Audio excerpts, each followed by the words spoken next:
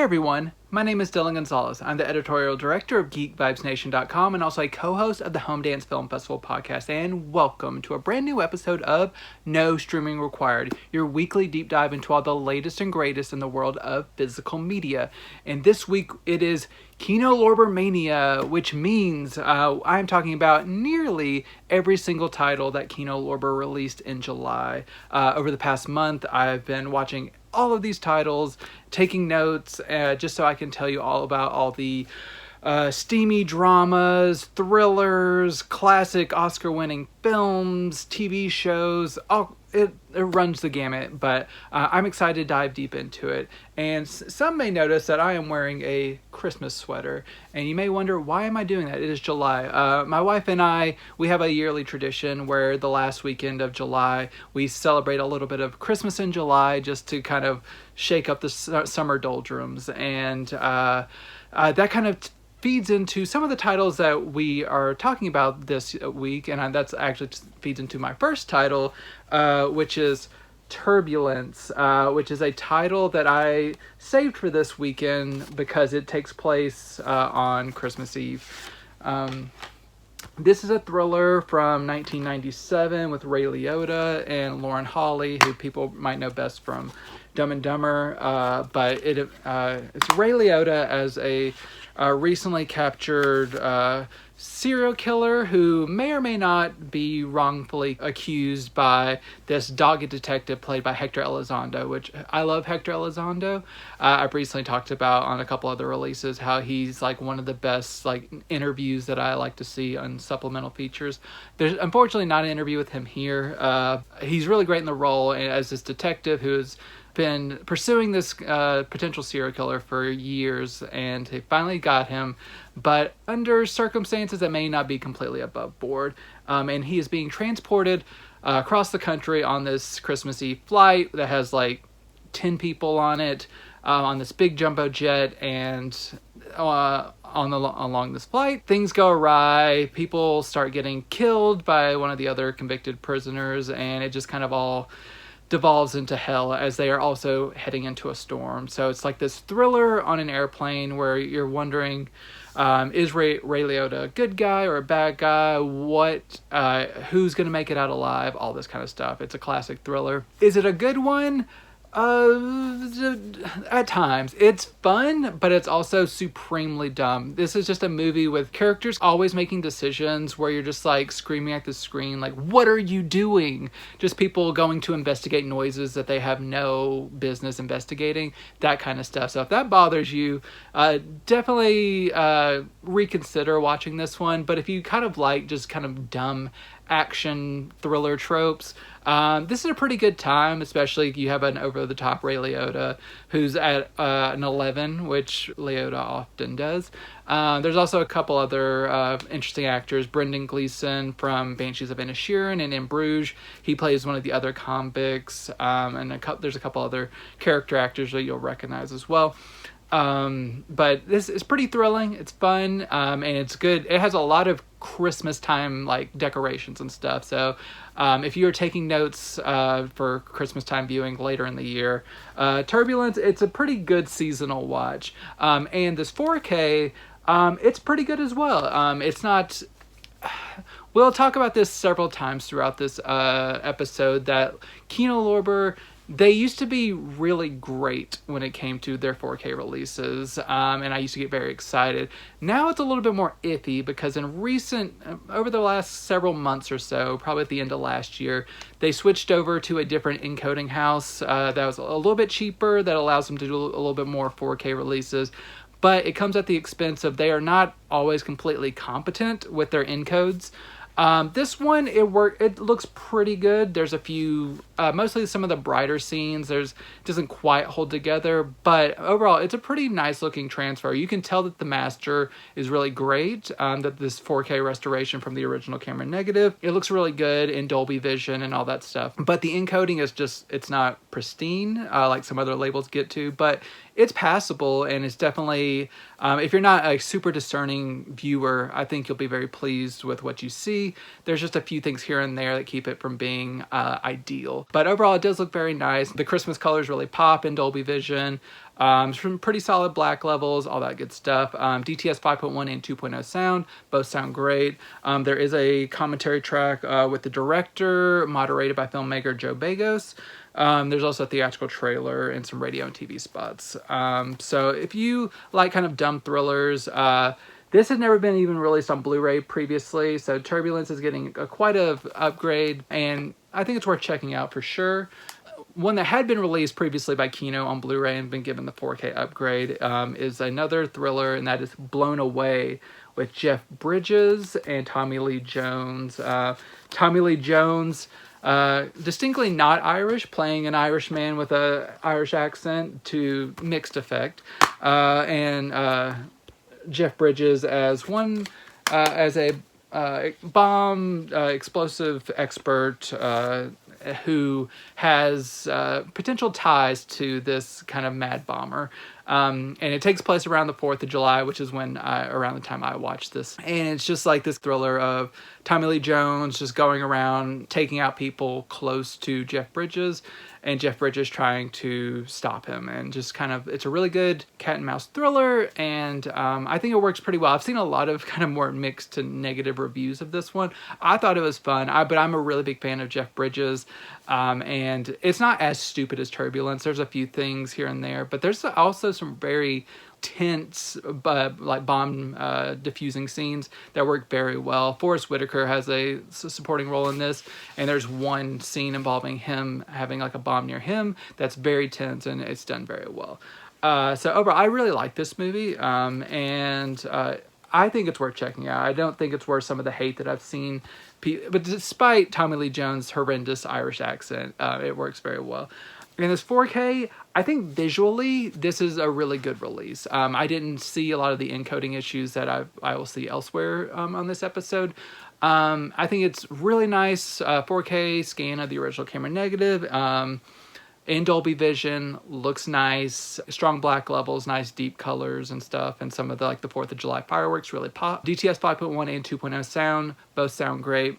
But this will be something that's a deal breaker for a lot of people. Like the previous Kino Lorber Blu-ray, this is not the original soundtrack that is used. There are some songs that are included that are, I believe, covers of some of the pre-existing songs that originally were in the movie, which have been corrected on some recent streaming versions, which would lead you to believe that some of the kind of music licensing issues have been cleared up. Why was that not used on this new 4K? I do not know that, but I also have never seen this movie, so it doesn't jump out to me as much, but that is something that I have become aware of, that if you are a purist and you want the original songs sung by the original artist, you will not get all of that in every instance. So there are some song replacements, which is a shame because this is one of their better 4K releases in recent months. And otherwise, I think it's a good release. You get 2 commentary tracks, a making of featurette, and some music videos.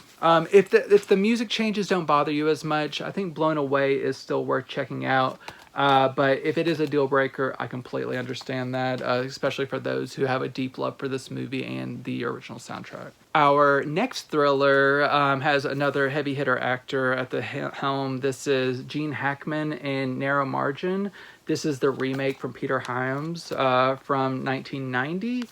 And this co-stars Anne Archer as a woman who goes on a blind date from hell where she ends up witnessing her blind date getting murdered in a hotel room while she's kind of hiding out, and she has to kind of go into hiding because he's been murdered by this crime boss who finds out that she is a witness, and Gene Hackman plays an agent who is going to try to protect her, and they have to go on the run from these assassins who are trying to take this woman out, who can take down this criminal master or this kingpin. So they end up on a train. So it's a really, once again, a cat and mouse thriller on a train where often wondering if some of the passengers on the train are there to kill them or whether they're just kind of normal people. And there's just all kind of this intrigue on this train. I really love this movie. I thought it was a really good thriller. I think it works very well. It doesn't have too many dumb moments. There's a couple that will have you kind of irritated, especially there's a sequence where the two end up on the top of a train with some of the assassins, that there are some kind of dumb decisions made. But other than that, it works pretty well as like a really tight thriller. It's only 97 minutes, so it goes by very quickly. The plotting is perfectly executed, in my opinion. Gene Hackman is great. It doesn't go overly into like a forced romance or anything like that. It's just really nice classic thriller. And this comes from a 4K scan of the original camera negative from Studio Canal, but unlike a lot of most 4Ks, this is in standard dynamic range, SDR. This does not have HDR, which a couple of releases that I'm talking about don't, and I'll talk about that as I get to them. So those who only go to 4K for high dynamic range do not get this. But I am pleased to say this is one of the best like encoded and presented 4Ks that I will talk about on this episode. And that actually kind of becomes a reoccurring motif in this episode, is that a lot of the times whenever these 4Ks are in standard dynamic range, it seems like this encoding house that they've brought on board handled that a little bit better.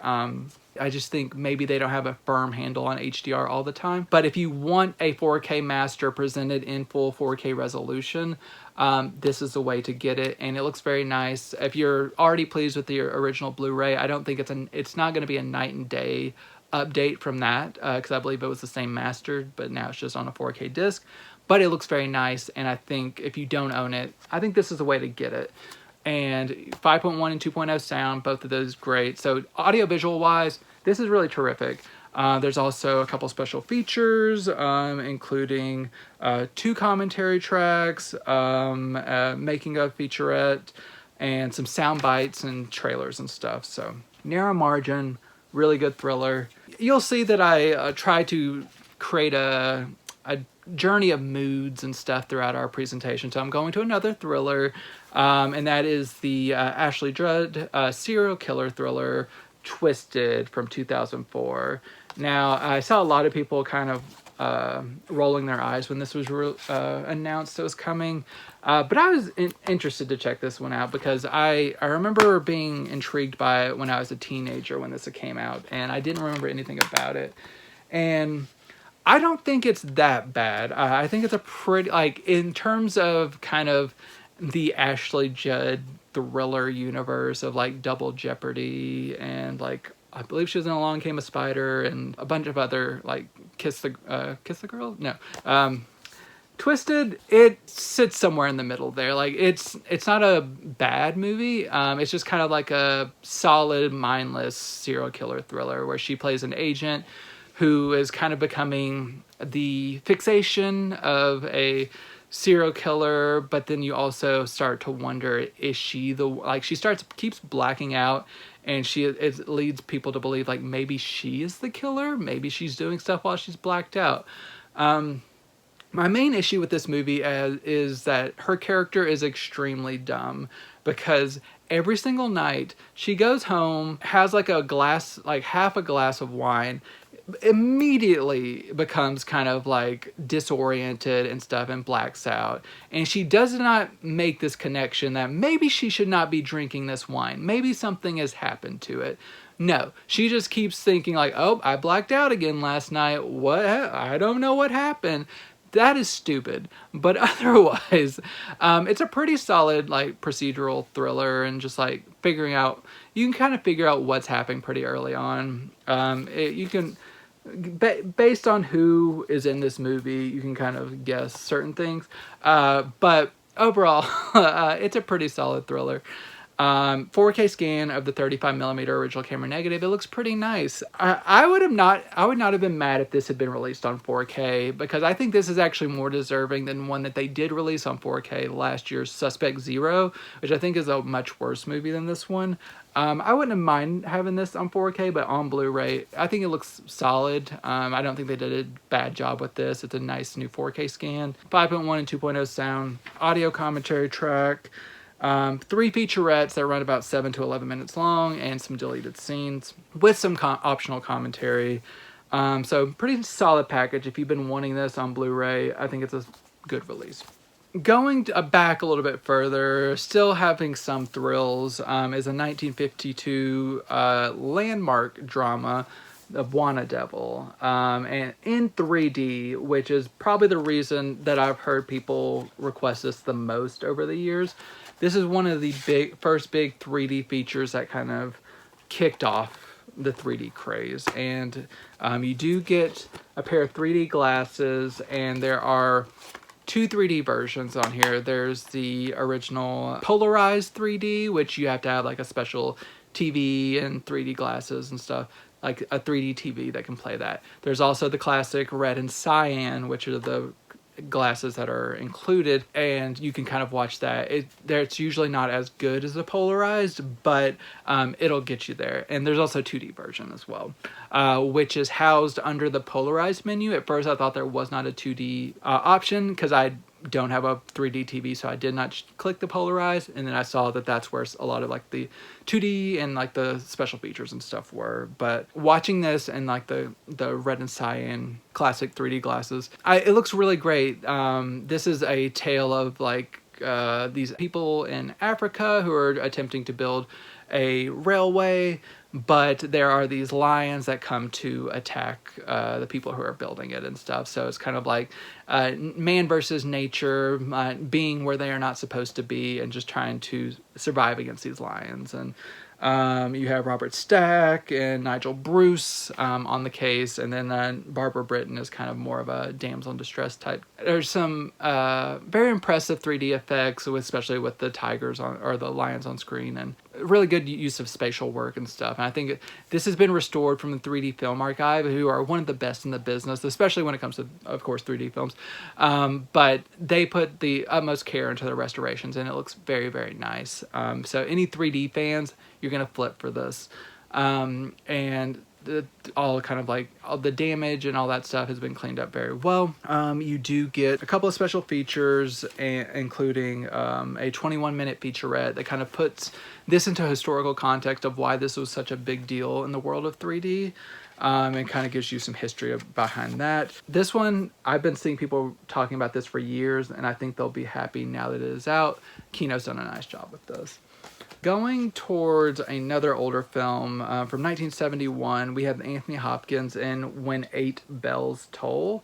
This one is actually a re-release for Kino, and I'll talk about that in a second, but it is Anthony Hopkins as a kind of Secret Service agent who is on this mission to kind of stop some pirate activity, and that's kind of the basic genesis of stuff. If you want to see Anthony Hopkins doing like kind of James Bond-esque like stuff, you'll have fun with this one.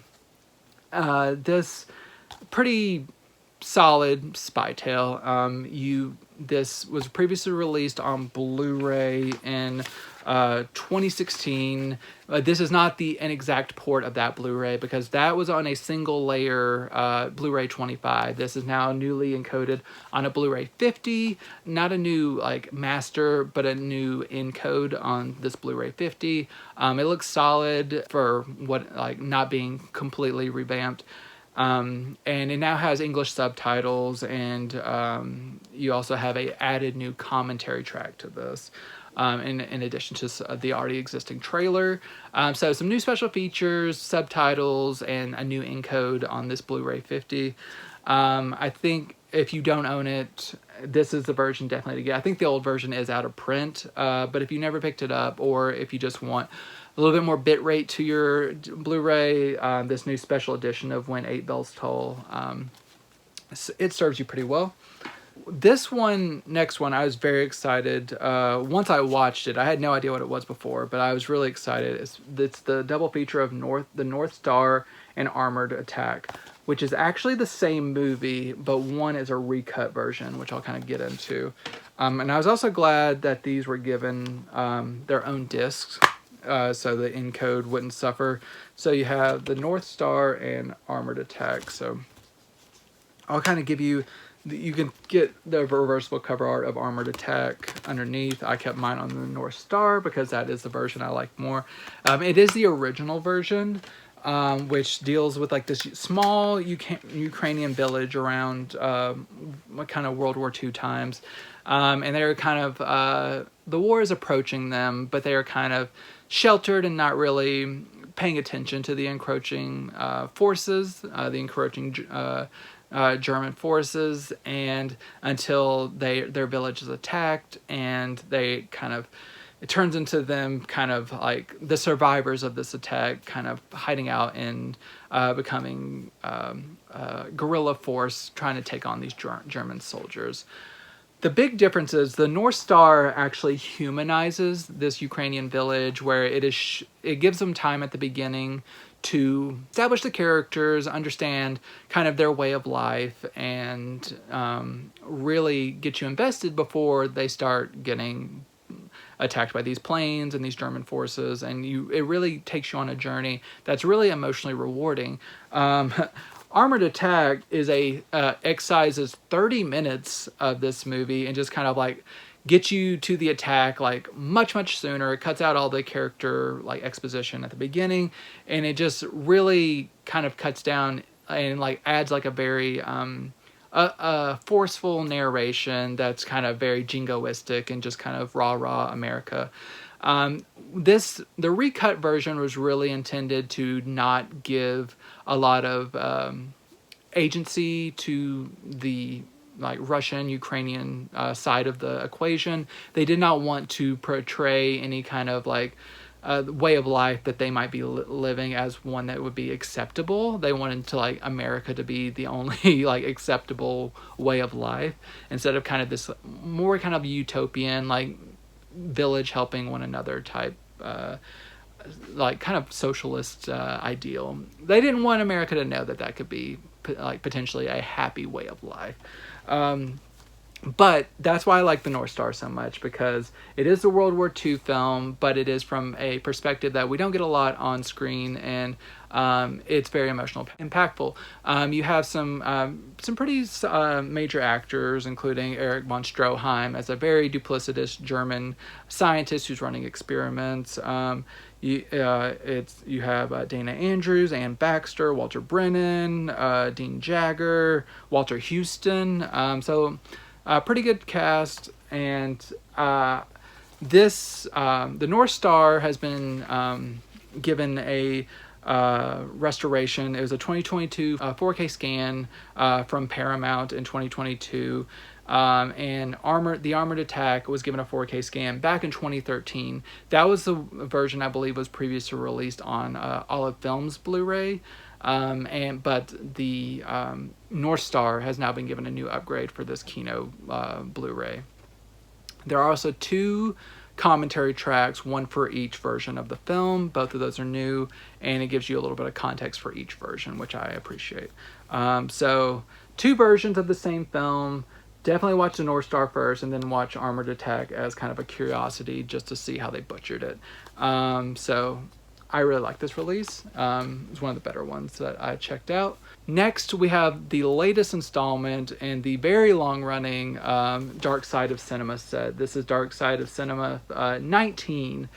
And you have some really good ones that I've seen requested for a while, and one I actually already owned from another set, which I'll talk about a little bit. Dark City, Charlton Heston as a kind of backroom gambling operator who ends up getting himself into some hot water whenever he kind of finesses a guy out of this very important check that he is holding. He loses in a card game, he commits suicide, and it kind of sets off this chain of events that leads him down a very dark path. You have No Man of Her Own, which is Barbara Stanwyck as a woman who's kind of down on her luck, pregnant, and just recently been kind of kicked out by her boyfriend who's like shacked up with some new girl. She finds herself on a train, befriends another pregnant woman, and she is going home with her husband to visit his family, who has never seen her before. There's a big train crash. Both the husband and the woman she befriended dies, and she ends up taking on that woman's identity as this widow of the son that was of this family. So she gets into this family thinking that she was the kind of girlfriend wife of their son. So she's kind of has like an instant family, but then also her old boyfriend ends up figuring out the secret and starts to blackmail her. So it's like a kind of noir, like extortion kind of plot. Barbara Stanwyck's great. I really like this one. I think it is the best movie out of this collection. But I'm also a big Barbara Stanwyck fan, so that might be why I lean towards that. I think the second best is actually Beware My Lovely, which is one I've talked about on the Video Addict before, which is the previous iteration of this series. Because this was released by Imprint Films in Australia, and their Essential Noir set. But I watched this again, especially because this is also set at Christmas time, so perfect for me. And it's Ida Lupino playing a woman who hires a handyman who ends up taking her hostage in her own house. And she's just trying to around Christmas time. And she is trying to figure out how to survive this kind of tenuous hostage situation with this kind of man who's losing a grip on reality. All of these movies are really good. It's one of the strongest film noir sets I've remember seeing from this series in a while, so definitely a standout. These are all given 4K scans courtesy of Paramount. I believe Beware My Lovely, that is just the same scan that was on the Imprint set, but judging by the two, they seem to be pretty decently similar in their presentations. You get 4 commentary tracks total. Each movie gets 1 commentary track, but No Man of Her Own gets 2 commentary tracks. And then the commentary track on Beware My Lovely is the same one that was on the Imprint set, but there is an additional featurette on the Imprint set that was not carried over to this Kino release. But this is a really good set. The Film Noir 19, definitely top notch, so I'm glad they keep releasing these noir sets. I keep finding new discoveries that are fantastic. Heading to more of a melodramatic note, it is the 1952 drama Comeback Little Sheba. You have Burt Lancaster and Shirley Booth, who actually won an Oscar for this role. Burt Lancaster plays a doctor who is a recovering alcoholic. He has his doting wife at home who really goes overboard on like trying to serve him and make sure he's kind of keeping on the wagon and stuff. Calls him daddy at least 200 times in this movie, and just kind of as like a term of affection. It goes a little bit overboard for my taste. It kind of creeps me out whenever women call their husbands daddy, but whatever, that's neither here nor there. And they invite a young college student to rent one of their rooms, and it kind of like sets off like a chain of events where Burt Lancaster's character starts to kind of have like a little bit of possessiveness over her, especially since she kind of is running with a guy who he doesn't completely like, and it just becomes like a tenuous grasp on his sobriety, and just kind of like how that kind of eventually dissolves and kind of leads to ruin. The reason to watch this is for Shirley Booth's Oscar-winning performance. It's just the way that she projects like this kind of like melancholy of like living this life of having to try to kind of care for this alcoholic man that she loves, but also kind of like being a woman who's not completely satisfied with life, but also not completely having a lot of confidence in herself. It's very tragic. So for that reason, I think it is very much worth a watch. There are other things that I don't completely love, but I think it is a solid drama. This comes from a 2021 4K scan from Paramount Pictures. It looks pretty good. I didn't notice much like lingering print damage or density fluctuations or anything like that. It's a pretty solid transfer. Grain resolves pretty well. So overall, I think people will be happy with this one. You do get a commentary track from film historian Scott Harrison. So yeah, good disc. If you're an Oscar kind of completist, this has a couple of nominations to it, which is the same for the next 2 films that I'm talking about. The next one is The Rose Tattoo. This is a Tennessee Williams adaptation. It was nominated for Best Picture along with like, I believe like 7 other nominations. Including, I believe, a win for our lead actress, Anna Magnani. So The Rose Tattoo is, like I said, Tennessee Williams, and it is a woman, an Italian woman whose husband at the beginning of the film, he's a truck driver, but he has like a heart attack and dies. She is kind of just beside herself because she loved him so much, until she kind of starts coming back to life whenever she meets the Burt Lancaster character, who also is a truck driver and oddly enough bears the same rose tattoo that her husband did. So she kind of like forms like this maybe not completely healthy fixation on him, and he's kind of has the same outlook as her husband. So it's just kind of like this her kind of coming back to life, and maybe not in the most completely healthy way because she's just trying to get past the pain of her losing her husband.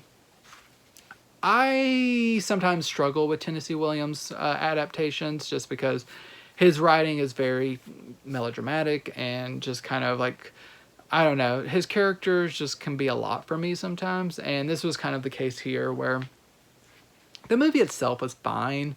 I just didn't really find the core narrative that compelling. I probably would not have nominated for Best Picture. I would have to look at what else came out in 1955. But this one, kind of boring, but it's fine. It's worth it for the performances. It's just like, there wasn't enough there for me to really completely love it, but that's coming from someone who doesn't love Tennessee Williams. This does come from a 4K scan from Paramount from 2021. Solid transfer, no major blemishes lingering. This has been cleaned up well. Pretty good encode. So if you've been waiting for the Rose Tattoo, it's a good release. My favorite of these three kind of Oscar winning films is The Country Girl with Bing Crosby, Grace Kelly, and William Holden. Here you have Bing Crosby as another alcoholic figure who's kind of washed up, and he is desired by the William Holden character, who is like a playwright who saw him whenever he was younger and just like really like latched on to his talents, and he wants to kind of revive his career, but he has this tenuous grasp on sobriety. And Grace Kelly plays Crosby's wife, who is trying to also keep him on the wagon and stuff, but also urge him to kind of take on this opportunity and kind of work through some of his demons. I also have like a hang up with kind of just like movies about addictions and like alcoholism and drug addictions and stuff. It's not always my favorite, but this one works a little bit better for me, mostly because of the performance from Grace Kelly, who did win an Oscar for this. I believe it was one of the more controversial wins because I believe she beat out Judy Garland for A Star is Born. I know a lot of people hate that, but Grace Kelly did do a good job. And just kind of like this drama of like theater like that kind of a theater, like putting on a show, which I really do like, but also the implosion of a man's kind of like moral fortitude and dealing with the demons of just seeing what his tragedy is that he's like kind of trying to drink away. So overall, The Country Girl, I mostly love it because of Grace Kelly, but it is a pretty compelling drama. This comes from a 2023 4K scan from Paramount Pictures. It is mostly really good. I did notice that there were a few kind of like brighter backgrounds, sometimes like surrounding Grace Kelly in a few scenes, especially in some dressing rooms, that the grain did not look completely like resolved well. I think there's like a little bit of like encoding issues that made it not completely like perfect. But overall, it's a solid transfer. You can tell it's a good master. I just don't think maybe the encoding was completely perfect, but it'll do the trick. So The Country Girl, once again, another Oscar-winning movie. and that Kino has brought out. My next title, it'll probably be one of the most popular movies I talk about today, but it also might be one of the most controversial releases, and that is the 4K release of Invasion of the Body Snatchers, the 1956 version. This is probably arguably one of the most important sci-fi films ever released, directed by Don Siegel. It is a tale that has been told many times on screen, and I usually like most of the adaptations too. So I'm not going to go too deep into the narrative, because it's just an alien invasion tale of just like kind of like a Cold War kind of paranoia thriller of just, can you even trust like who your neighbors are? Are they who they like? Are they literally being taken over by aliens and like kind of replaced and stuff, and like all that kind of stuff. It's fantastic, one of the best sci-fi films of all time, and I know people have been really holding out hope for this new 4K release, but it is one that people knew to have their reservations about, because the original camera negative is long gone.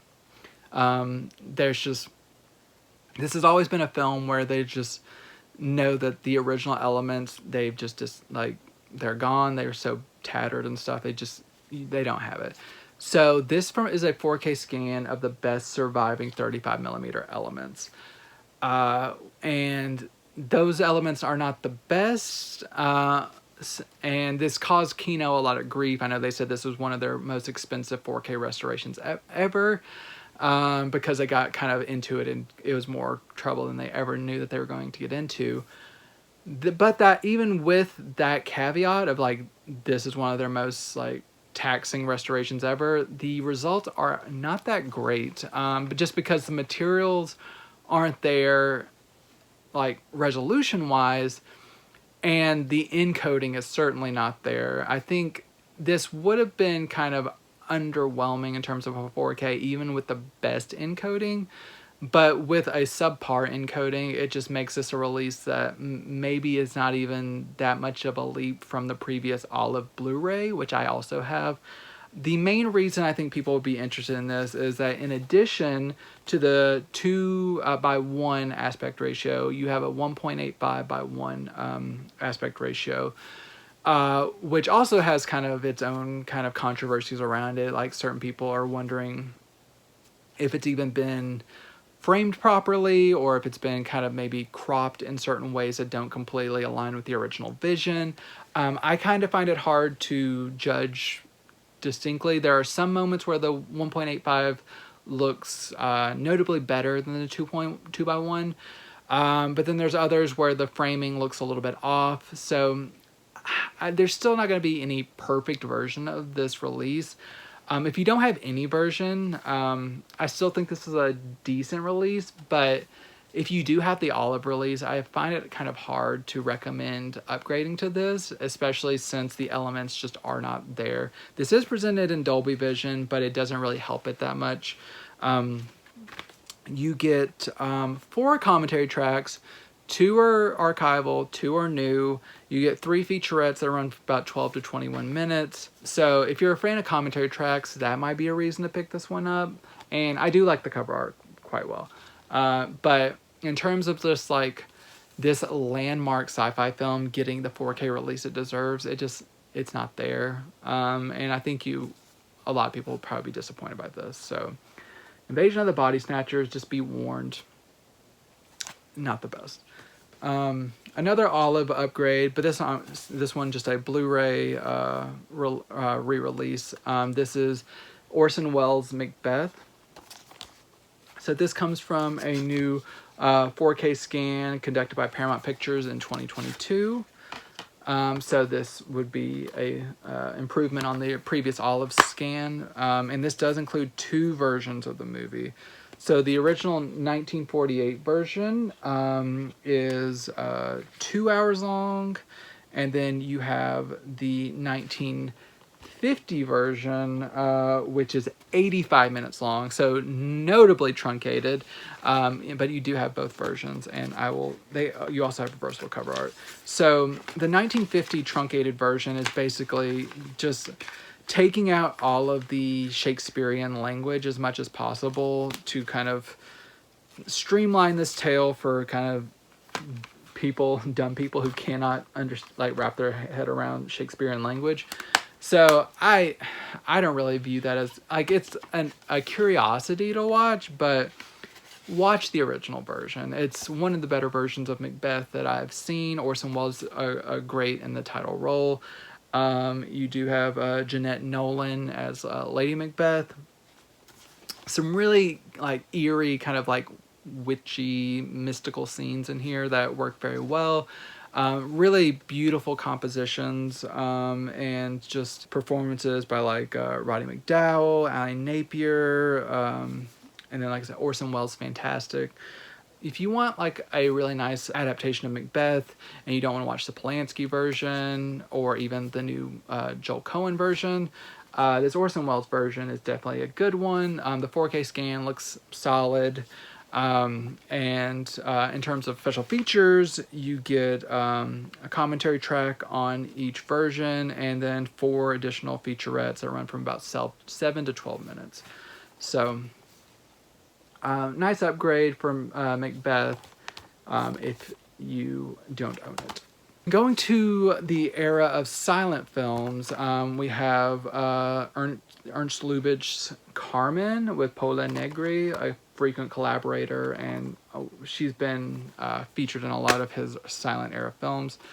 So Carmen, Pola Negri plays a Romani woman who falls in love or seduces a soldier, and it kind of sends them both down it's like a tragic tale of just them kind of downward spiraling into bad decisions and stuff, and just kind of how it both impacts each of their lives. It's a pretty compelling drama, just people just going down a bad road for lust and romance and stuff. And Ernst Lubitsch really gets into the drama of the situation. And it's not an overly long movie either. It's only an hour and 34 minutes. It kind of keeps a good pace. It pays off very well. So in terms of Ernst Lubitsch's kind of silent era efforts, Carmen is one of the ones that appeals to me more. This does come from a 4K restoration that looks very nice. You get a commentary track and a 5-minute featurette that does a before and after of restoration efforts. And it can kind of shows you how much of a upgrade this 4K restoration is. So Ernst Lubitsch fans who want to continue adding to their silent era collection, Carmen is a good one. These next 2 releases I was very excited about because it closes out a series that I've talked about on several occasions. It is season 7 and 8 of Monk. So the long-running 8-season USA series, which they also recently announced that they are doing the Peacock original movie, Mr. Monk's Last Case, at some point in the future, so I'll review that whenever it comes out. But the original series, these are the last 2 seasons that are finally getting released. So each of these has 16 episodes. It closes out the series, and while it is not up to the greatness of the earlier seasons, you get some great cases in here. You get the introduction of Hector Elizondo as kind of a series regular, which I was talking about him earlier. Love him.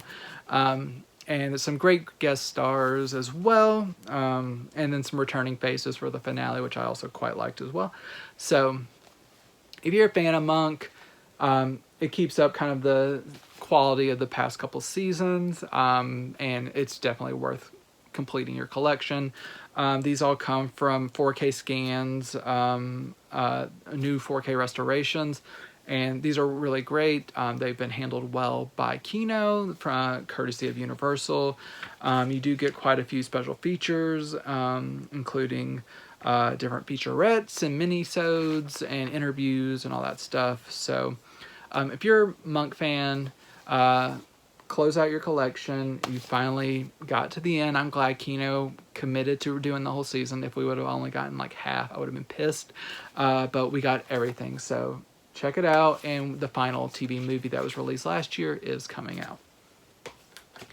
Staying in the land of kind of detective television shows, we have Columbo: The Return, which the original Columbo set was released last year by Kino, and it had a kind of a rocky road to its release, including losing pretty much all of its special features, which was a tragedy.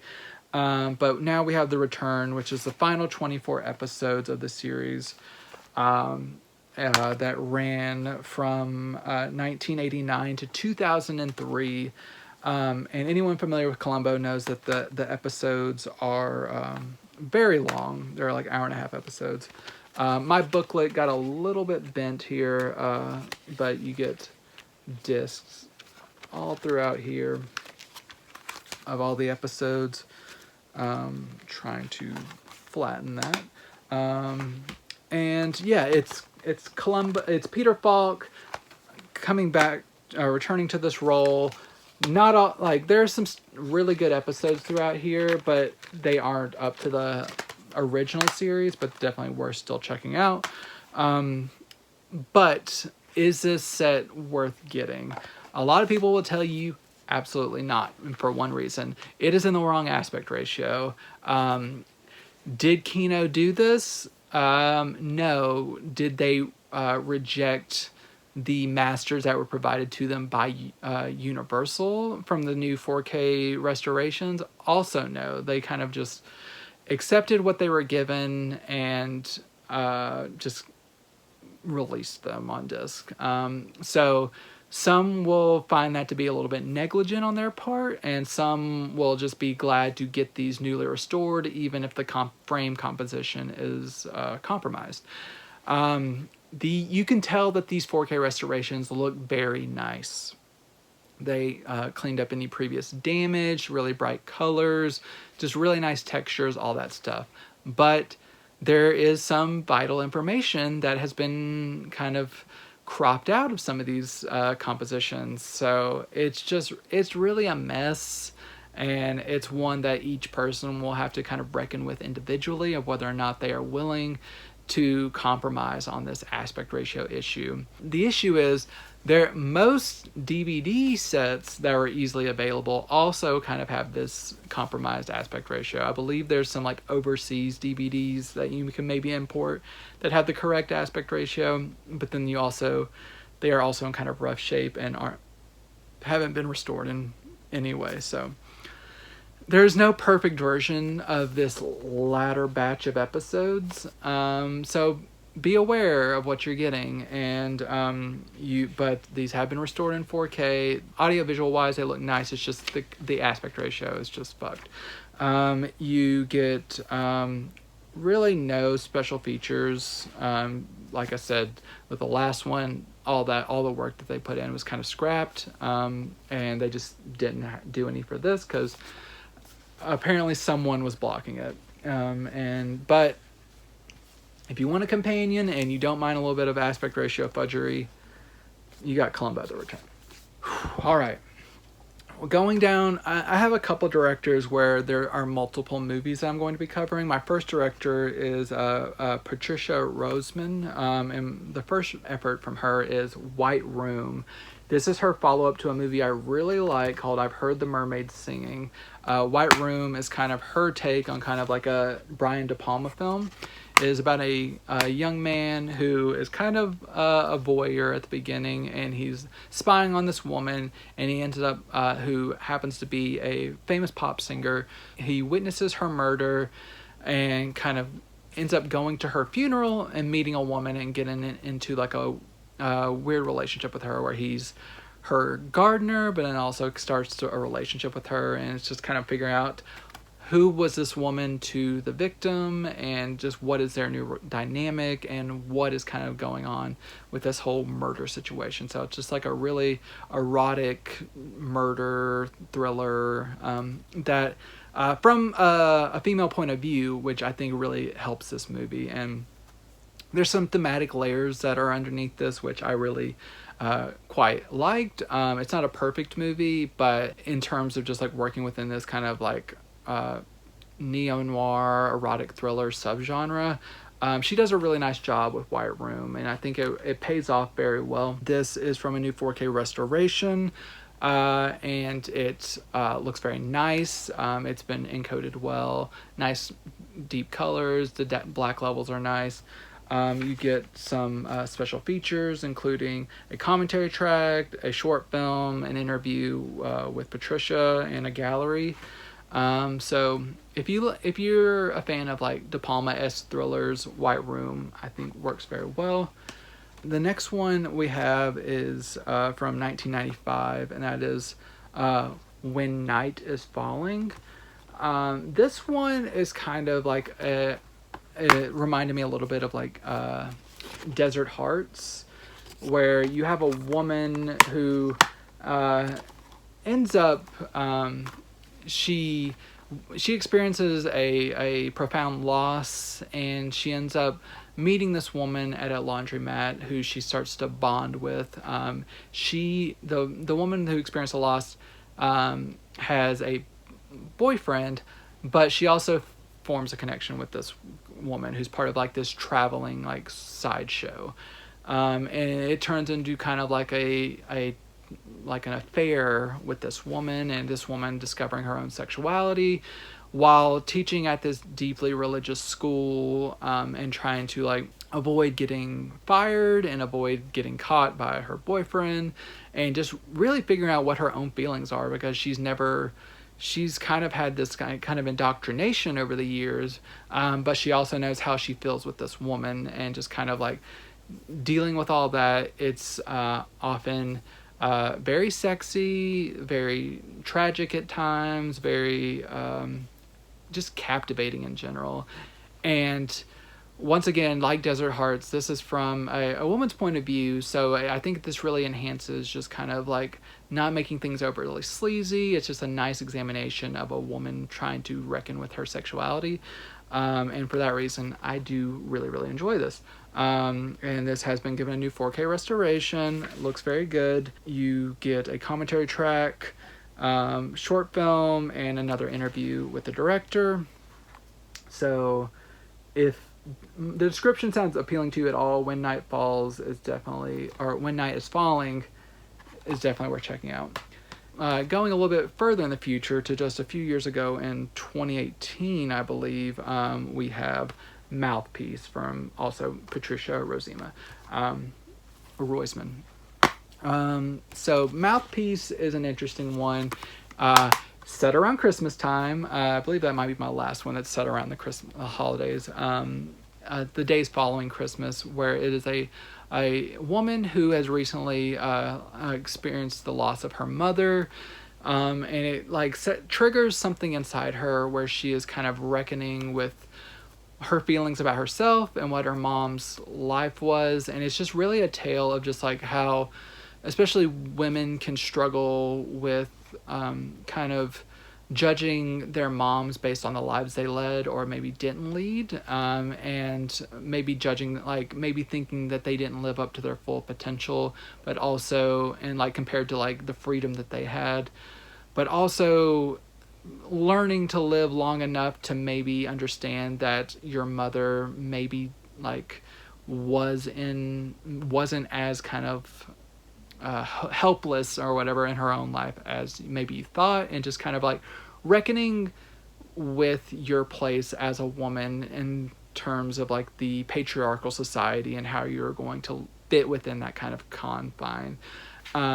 It's I know that kind of sounds very kind of like heady and just kind of maybe a little bit like exhausting, but it's also really darkly funny, and it's very much worth checking out. It's just like a really good like examination of just kind of like women in their inner turmoil in life and examinations and stuff, which I love it. So Mouthpiece is worth checking out. It's a newer movie, so it looks great. You do have a couple special features, including a commentary track and a behind-the-scenes featurette. So very much worth checking out. If you're a fan of this director, I recommend all her movies. Every one that I've seen, I've liked to one degree or another. She's very much worth checking out.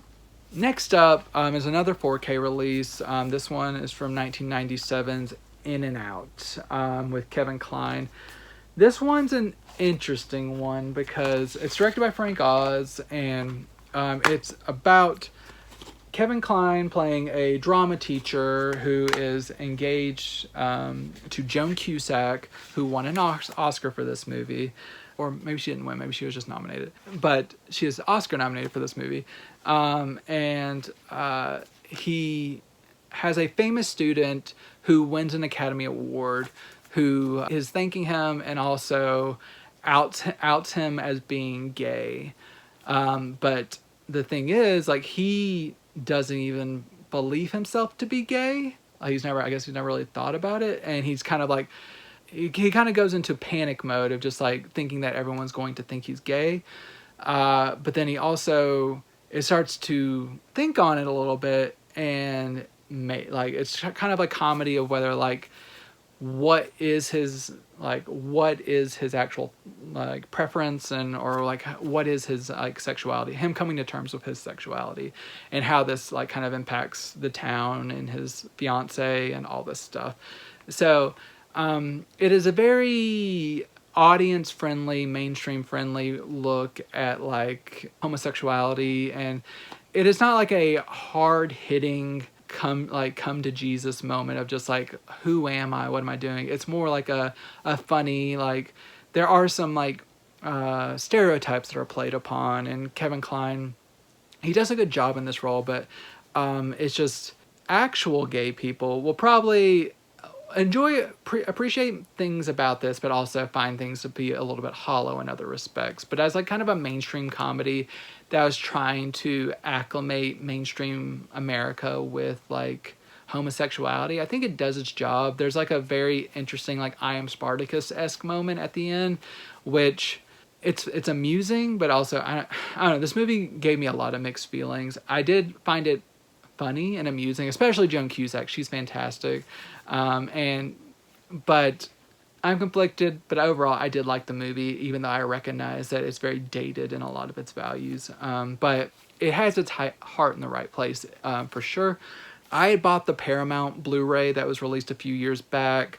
And of course, before I even got to watch it, this was announced for 4K, so I got to watch it on 4K. It is a pretty big improvement over that old Paramount Blu-ray. This is from a 4K scan of the original 35mm camera negative in Dolby Vision. It looks very nice. The encoding on this is pretty solid. There's a few moments here and there that aren't perfect, but overall it's a pretty solid encode. You get a audio commentary track. You get an interview with director Frank Oz and composer Mark Shaman. Both of those are new. There's also some vintage interviews. So if you're a fan, In and Out, it was an unexpected 4K release, but it's a welcome one for sure. Maybe the most unexpected 4K release is my next one, and that is Can't Stop the Music, which is an 1980 film that loosely is about the Village People, but kind of, and it features their music and all that stuff, but it's not really about how they came to be in like a legitimate fashion. It's more about Valerie Perrine playing a woman who's trying to form a music group and ends up being the Village People, and then like Caitlyn Jenner, who is dead named on the front cover, but is correctly identified on the back cover as Caitlyn Jenner. And there's kind of like a forced romance within this, instead of that I wish really would have just been excised completely in order to focus on the Village People. And it's just kind of like a kind of disco drama or a comedy, musical comedy that really hinges on the music. There's Steven Guttenberg as well, and just I don't know. It's really silly. It's really campy, but I found it overall very fun, especially the sequence where they do the YMCA number at the YMCA. It's just so campy and just like over the top that I kind of love it. It's a PG movie, but you get to see some dong, so PG dong, PG boobs, for all you old school fan of just like nudity and PG movies. That's your nudity alert. Some fun classic songs from the Village People are what keep this afloat. It is 2 hours and 4 minutes long. If you would have taken out all the Caitlyn Jenner, Valerie Perrine romance stuff, don't excise Valerie completely, but the romance stuff, you could have taken that out. It would have been a much tighter, more rewarding movie, but still it's fun for what it is. It's just if you want a campy, fun Village People time, I liked it. I had a fun time. You get this, a 4K master in standard dynamic range, no HDR, which, as I mentioned earlier, is maybe something of a good thing for this, because I believe the encoding is pretty great on this one. So you do get just a 4K scan at its best, just minus HDR. So it looks very nice. You get some good special features. You get 2 commentary tracks and an interview. So yeah, if you're a fan of just campy 80s like times, can't stop the music. I enjoyed it. Another kind of lighthearted affair is Paternity with Burt Reynolds. Kino loves Burt Reynolds, and this is him and Beverly D'Angelo. Burt Reynolds is kind of like a high power marketing exec, single but like good with the ladies, of course, who decides that he wants to have a baby. He doesn't necessarily want to get married. He just wants to have a baby. Not seemingly for the best reason. He just wants to have like a legacy to pass on, which is not the best reason to have a baby. But he gets baby fever and he wants to like get a surrogate so he can have a baby. Fast forward to Beverly D'Angelo, and who is in need of some cash to go study over in Europe. Ends up being his surrogate, but then also they start to fall in love throughout the process of like her carrying his child, and just how that kind of works out. I like this movie to an extent. I think it's very amusing in spite of Burt Reynolds' very obnoxious character. Beverly D'Angelo is fantastic, and there's a lot of stuff with her that I really liked. But Burt Reynolds is just like, his character is just so insufferable. It kind of like decreases the joy of this movie overall. But there's enough in here that I would lightly recommend it. He's just an asshole. And I did not like how this movie resolved. I will not spoil it, but just like, women, chase your dreams. That's all I'm saying. This comes from a 4K scan of the original 35mm camera negative. It's a Blu-ray. It looks very good. Very impressed by it. Bright, bold colors. I didn't notice any lingering damage or anything like that. It's just a really nice HD master. And yeah, I was happy with it. A few more here.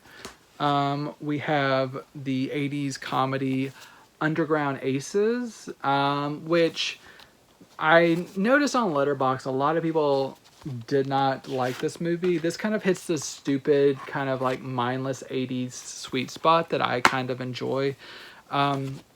There's some problematic things in here, including my beloved Sid Haig playing the like the servant of this sheik. And if anyone knows Sid Haig, he should not be playing a sheik, but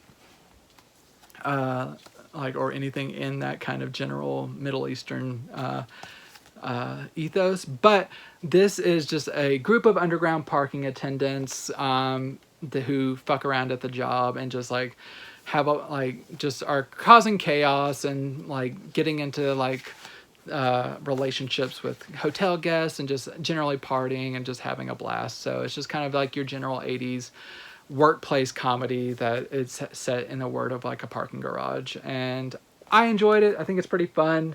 It has Melanie Griffith in it. She's adorable, and I enjoy her in this. You have Jerry Orbach and Frank Gorshin as like a kind of a person who's trying to stop the fun and all that stuff. 2K scan of the 35mm inner positive. It looks nice. It holds up very well. Some minor specs here and there, but overall it's been cleaned up very well. Nice bright color palette. Encoding seems good. Commentary track, but no other special features. So Underground Aces. If you like dumb 80s comedies, I think it hits that sweet spot. All right, now I'm heading over to the erotic corner. I have another trio of films from a director. This is from Patrice Leconte, who I've seen some of his other films that I really liked, including Monsieur Hure. This is the 1990 film, The Hairdresser's Husband. And god damn, this director, he knows how to like film like longing and eroticism, and just like these movies are like, his movies are just like, they made me like, I would never want to smoke, but these are the type of movies that I'm like, I feel like I need a cigarette after watching these. The Hairdresser's Husband is about it's like kind of like a reflection piece of like an older man reflecting at first on his youth, who like you see him early on become very fixated with the idea of growing up to marry a hairdresser, because he has like a formative like sexual awakening with like a hairdresser in his youth, and he's just like, I'm going to grow up and be a date or marry a hairdresser, and by God he does it. And there's this beautiful woman played by Anna Galina, who you can see her right here, and our older man right here, Jean Rochefort. So it's his relationship with his wife that's very, it's erotic, but like in a very longing way, and the way they look at each other and touch one another, and just like the way this director portrays like something as mundane as getting a haircut as like supremely erotic is just, it is fascinating. And just like, I wish it wasn't so tragic, but it's just a very interesting drama of just like a man who sets he sets up his goal for life, he nails that goal, and just like how that kind of like manifests, like despite what his family thinks he's a little bit like crazy for what he wants, but just like seeing their dynamic, it's fascinating. And it's just like, it's such a simple movie. I just loved it.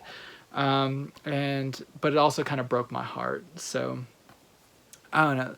The Hairdresser's Husband, it's been restored from a 4K restoration. You get a commentary track and 2 interviews, one with director Patrice Leconte and one from Anna Galina. And both of those are pretty good interviews. And I don't know, it's just, this director, like if I thought this was erotic, ooh baby. Yvonne's Perfume. This one, I almost felt like I needed to take a lap around the neighborhood. This is about a man who has he's kind of dodging the war over in Europe.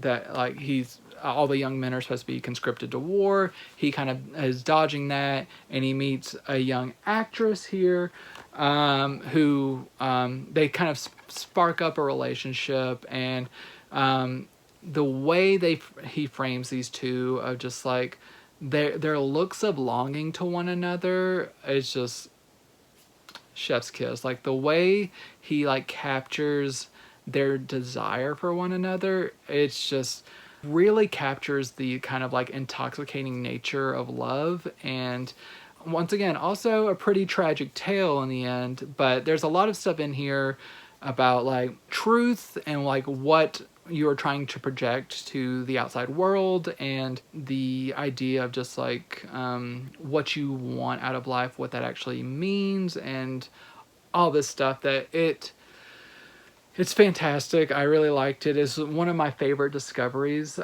this week, and definitely worth checking out if you're a fan of this director. And I have one more from him, but first, okay, I guess I should say This doesn't say that it's from a new restoration, but it looks as good as The Hairdresser's Husband, which was from a 4K restoration. You also get a commentary track and an interview with director Patrice Lecomte. So good release, audiovisual wise, great. A few years later, he would do The Girl on the Bridge, which is a tale of a young woman who at the beginning of the film is close to ending her life on a bridge, gets rescued by a man who is a professional knife thrower and like a sideshow act. She ends up becoming his assistant who he is throwing knives at, and it kind of gets all wrapped up in this like kind of erotic dynamic of just like the penetration of knives into the wall behind her, just like very indicative of just like of a stand-in for just like erotic desire. And just like the girl, she also kind of has a little bit of just like a always longing for romance and jumping into like sexual trysts and stuff and looking for romance and love and stuff in all the wrong places, and just kind of her dynamic with this man who is like her new boss and like kind of savior figure. And there's just a lot of stuff in here. It's not as tragic as the previous two, which is a benefit, but I did not quite like it as much as the previous two. But I believe this one is actually one of the more acclaimed of his works. I did really like it. I just like the other two a little bit more. This says sexier than sex, so I'm not the only one that's just kind of like honing in on this. This looks very nice in black and white. You do get a commentary track, and you get a short film. And so yeah, Patrice Lecomte fans, definitely worth checking out. Final two films are two films from John Saxon.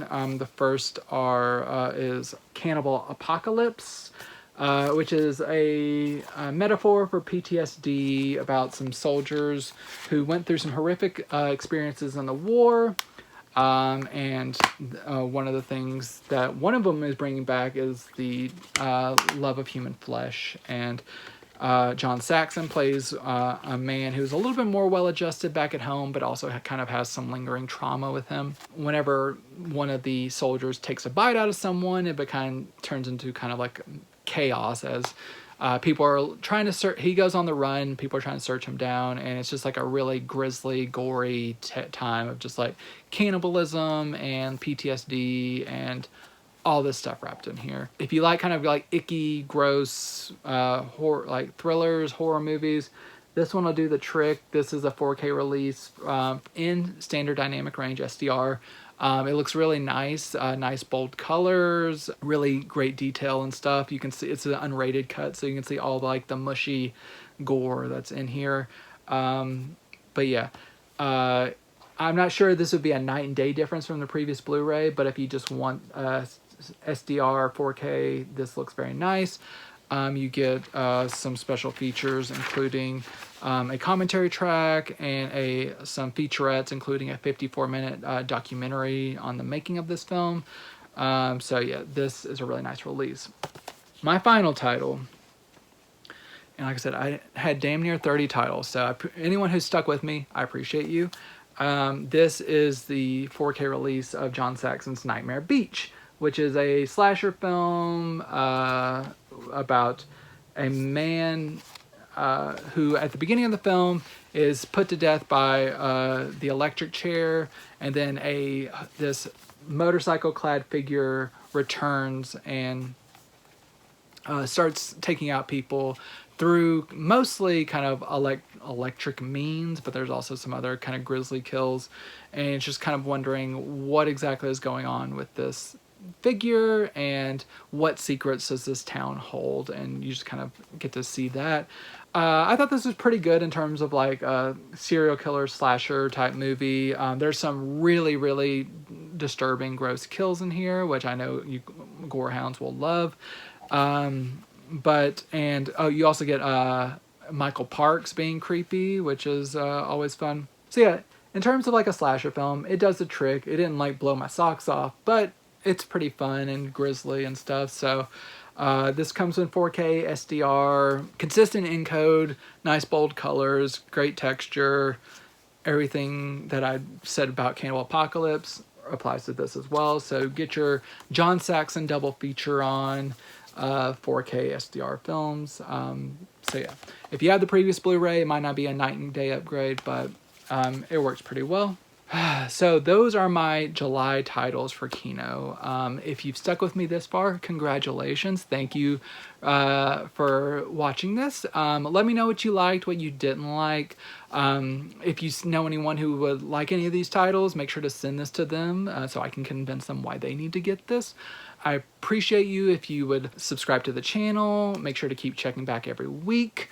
I will have another episode out next Tuesday with some great titles. And I just thank you for coming back every week. But until next time, enjoy these movies.